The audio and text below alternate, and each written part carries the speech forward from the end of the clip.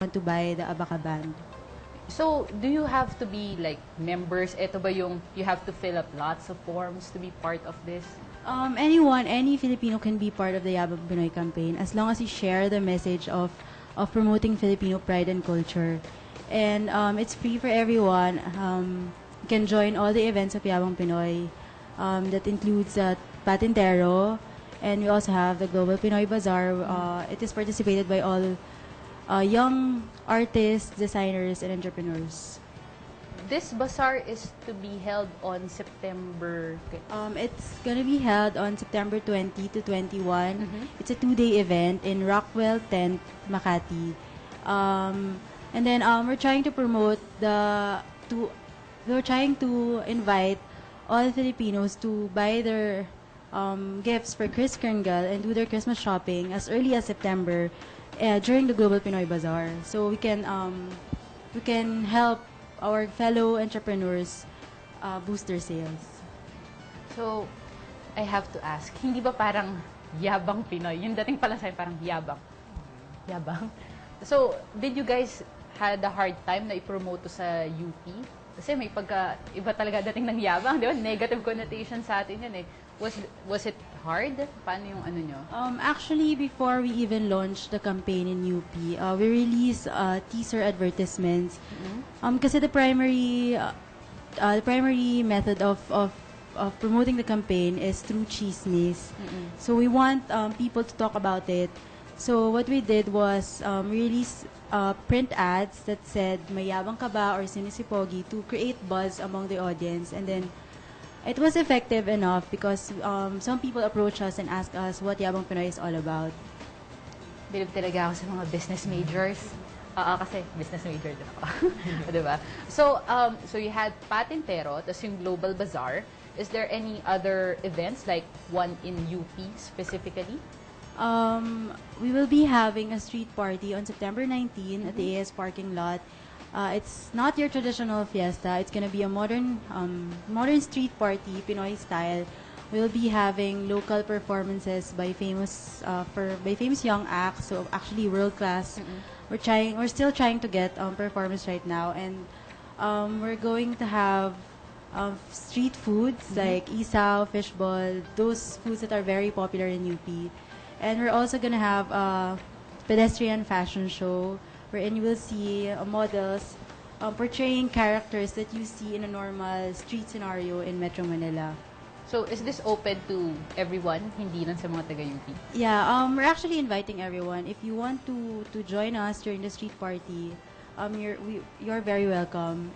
But this is primarily targeted to to the whole UP community, not only the students but also the staff, the alumni, and also the faculty. So, thank you very much, Sir Tim, Miss Weng. Okay.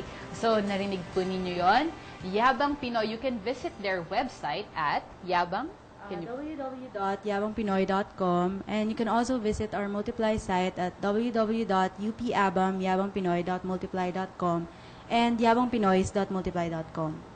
So, there you go. So, kailangan natin i-promote, sama-sama natin i-promote at magyabang na tayo ay Pilipino. So, I'd like to thank my guest. Thank you very much. Thank you also. Thank you. Yabang ka, Pinoy ako eh. Okay, so this is Francis and this is Moment Ko To. We'll be right back.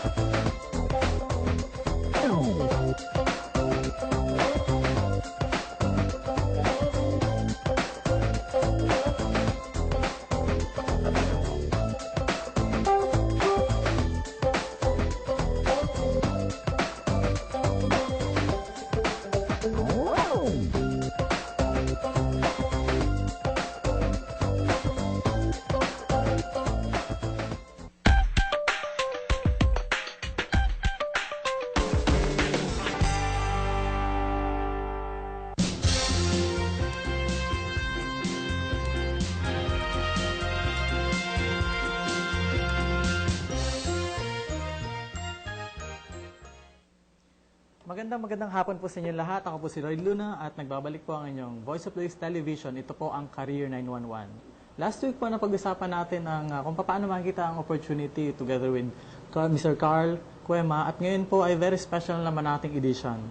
Sapagkat para po sa mga caregivers dyan at para po sa mga nurses dyan na naghahanap ng opportunity, ngayon po ay bibigyan namin kayo ng step-by-step tips kung paano kayo magkakaroon ng opportunity at paano kayo maging successful sa inyong field.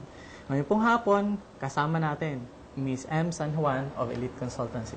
Good afternoon, ma'am. Good afternoon. Yeah. We've been hearing about and we've been always talking about this opportunity. Paano siya nakikita, paano siya nakikilala. In your personal case, you're a business person and speaker din po kayo. Yeah.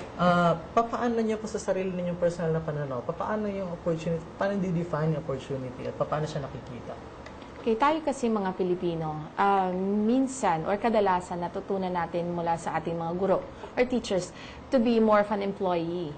However, when I had my brush with working with entrepreneurs and businessmen, it is more towards a discussion of how to become your own person, how to believe in yourself, how to build yourself into something that which you've not achieved before. So it is more of not just meeting objectives, but overachieving your objectives. So that's the reason why we have promoted socially relevant events with entrepreneurship and career development in all of the events that we are producing. Pero yung pagtuturo natin na dapat magtrabaho sila, yung mindset na hindi naman totally mali yun. Hindi naman natin sinasabi na huwag kayong magtrabaho. Paano mo malalaman? Ano yung very, very thin line? Kung paano malalaman, saan ka ba talaga? Dito ka magninegosyo ka or dito ka magtatrabaho ka? Well, in everything that you do kasi, sa lahat ng mga gagawin natin, naandyan parati yung take charge attitude. Yan ang naiibang step para sa lahat ng tao. Whether negosyo ka, or gusto mo mamasukan, or you could still be an intrapreneur for all that matters, no? Ibig sabihin nun, you watch out for the cost, you check out the possible profit for the company that you work in. Ang ibig sabihin nun is you care. So, well, I've always promoted this, no?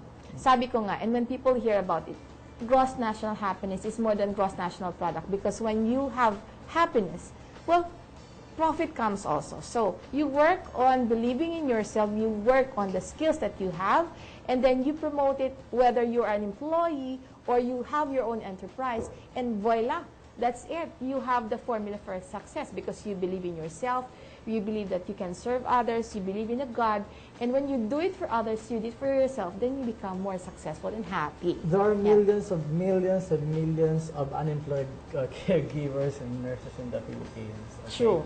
Now, paano natin sila mako-convince na, hey, come on, believe in yourself, do this and do that.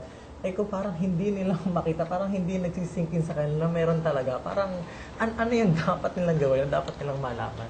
Ito po ang rason kung bakit we come up with socially relevant events. In our own little way, we would like to contribute, to push, di ba, push and pull lang naman yan. So, let's help push our caregivers that, hey, you have what it takes to become good. Because you know, worldwide, there are so many people who are looking for Filipino caregivers because they possess caring, professional, and even more than that, a very personal relationship with their patients.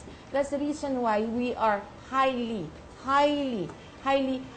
in demand. However, how are we going to go out if we're here? No, exactly. But that's the Diba? very question. I would like to address our audience, especially mga caregivers and mga nurses na really, kahit sa natin pag-aaral tingnan, tayo yung the best sa buong mundo. Ngayon, nagkakaroon ng problema dahil minsan hindi natin lang, paano ba tayo aalis? Kailangan lang ba ng pera? Visa, paano saan ba meron talagang trabaho? Pero magaling tayo na. Going back to you, Miss Ems, paano nga naman yun? Kasi through the event that we have called the First Philippine Caregiver Summit, nakita po kasi namin na maraming ang naghahanap ng opportunity. So, sa August 29 to 31, itatakal namin yon through the Experience Conference. It will be at Gateway Mo, by the way, which is in Araneta. Ang mangyayari po niyan is, just like me, I also had prior work outside. Pero na-discover ko yung sarili ko mula nung makalabas ako. Ibig sabihin, lumabas kayo ng bansa? Yeah, nakalabas na ako ng bansa. Merong experience kayo doon na when you get back, now you had suddenly you had this realization na, oh my God, we are the best in the world and we can do this. Yes, kasi nakumpara ko na ang sarili ko kumpara sa ibang nasyon. Can you imagine, ang Pilipino pala nag-shine pag nasa ibang bansa. Bakit? Kayang-kaya niya, pag sabihin natin, kasi graduate po ako ng UPLB, Communication Arts ang course ko. Pero, hiningan ako ngayon ng isang project about healthcare. And I was able to deliver pala. Kasi ang Pilipino, mahilig mag-aral. Masipag, matyaga, magalang, and what have you. So, pag pumunta sa ibang nasyon, nagbi-blend ang Pinoy. Kahit pa mahirap, sasabihin ng Pinoy, kaya ko yan. Pero pag may ibang Pinoy minsan kasama at sinabi, mahirap yan. Pag sinabi nyo na mahirap, ay, oo nga, mahirap. Okay. So, another tip. Huwag maniniwala. Pag sinabi sa'yo hindi mo kaya yan, pag sinabi sa'yo mahirap yan, huwag maniniwala. Kung sino mang tao na, kung sino man yung tao na may kilala sa sarili mo, ikaw yun. Ngayon, hindi yun yung ibang tao, kundi ikaw yun. So, ano yung iba pa nakikita niyo mga problema ng mga nurses sa mga caregivers natin ngayon? Maliban doon sa kung paano sila lalabas. Ang pinakang problema is English communication. This is a reality check to all of us because once before, we were the lead company, lead country in terms of communication. Saan nagpo-point yung problema na yun? Educational system. Educational system. Educational system. I am very fortunate to have been